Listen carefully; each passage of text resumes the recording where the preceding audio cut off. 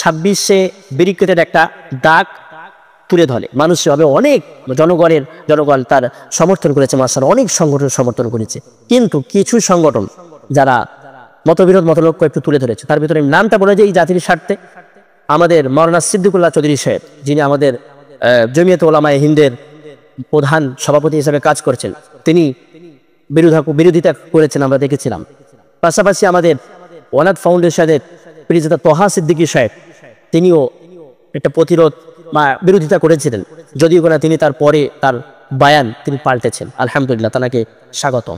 পাশাপাশি আমাদের হাজার হাজার যুবকদের আইকন প্রিয়তা আব্বাস সিদ্দিকী ভাইজান, তিনিও প্রথম চান্সে একটা বিরোধিতা করেছিলেন।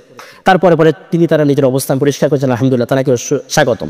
তিনি পরে বললেন, মানে প্রিয়তা তোহা সিদ্দিকী সাহেব এবং প্রিয়তা আব্বাস সিদ্দিকী ভাইজান, তিনি পরে তারা বললেন যে আমরা না থাকলেও আমাদের যারা ভক্ত অনুরক্ত আছে তারা অবশ্যই যেন ব্যারিকেডে যায়। যদিও কিনা মাওলানা সিদ্দিকুল্লাহ সাহেব তার নিজের অবস্থান ঠিক করেনি। এবং আমি দেখতে পেলাম না মাওলানা সৈয়দ রুহুল আমিন ভাইজানকে।